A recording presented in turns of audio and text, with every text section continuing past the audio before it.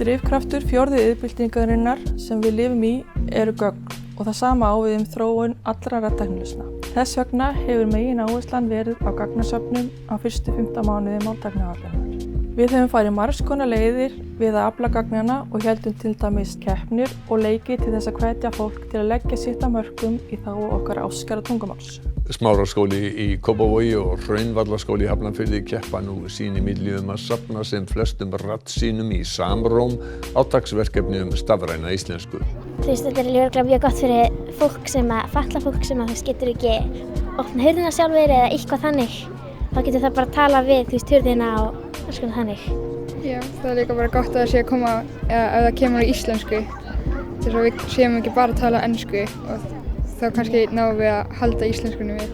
Það eru nokkur ástæður fyrir því að við getum ekki nota hvaða gögn sem er. Við viljum að hver sem muni geta sótt þessi gögn og þróa sína eigin lausnir. Það skiptir því miklu máli að þau séu ekki höfundaréttarvarin. Með því að búa til gagnasöfnin frá grunni erum við að tryggja að enginn komi eftir á og krefji til þess að fá greiðslu fyrir afnotagögnunum. Annað atriði er gæðastjórnunin, en það skiptir miklu máli, sérstaklega í tilfelli talgerva, að upptökurnar séu í sem bestu mögulegu gæðum og umhverfisljóðin séu engin. Að lokum skiptir máli að gögnin passi við hlutverki sem lausnirnar eiga að uppfylla. Ef til dæmis hlutverkið er talgreining á snjalltækjunum okkar, það skiptir máli að við höfum upptökur af fólki sem eru teknar upp á þessu sömu snjalltækjum.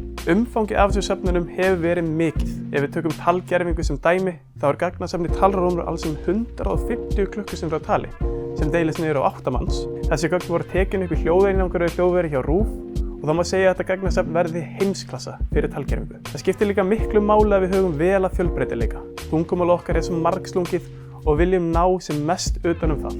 Textinn sem var lesin inn í talrúm var sérhannað til að teygja sig út í alla kima íslenskra málhljóða. Þar að auki voru sér 8 manns mjög vandlega valdir og við settum meira upp sér hljóðver á Akureyri til að fanga norrlenska hreim. Nú erum við að vinna að öðru gagnasafni, þar sem 40 manns koma í hljóðver og lesa minnefni hvert, en þau gögn verða notið bæði til að blanda nokkrum röddum saman og búið til nýja og til að þróa líkön sem geta aðlagað sér hratt að nýjum röddum. Með slíkum líkönum er þetta búið til nýja talgervla með litlu magni af gögnum og þannig er þetta að fá sinn eigin einstaka talgervil með tiltölulega litlum tilkostnaði. Umfangið af þessum söfnunum hefur verið gífurlega mikið. Hingað til hefur okkur skort þessi mikilvægu máltækni innviði fyrir íslensku, en nú með þessari miklu gagnagnótt eru afskaplega spennandi tíma framundan í notkun þeirra. Íslenska tungan er sífellt að breytast. Við búum til nýir á hverjum degi og málhafar verða sífellt fjölbreyttari. Því þarf að fanga eins mikinn fjölbreytileika og hægt er í gagnasafninu. Þegar við erum að tala við tækin okkar, þá viljum við geta gert það á sem eðlilegasta máta. En tæknin er aldrei betur en þau gögn sem liggja að baki. Því þurfum við gögn frá sem fjölbreyttasta hópi, fólki á öllum aldri, kyni og ekki síst frá fólki sem hefur íslensku sem annað tungumál.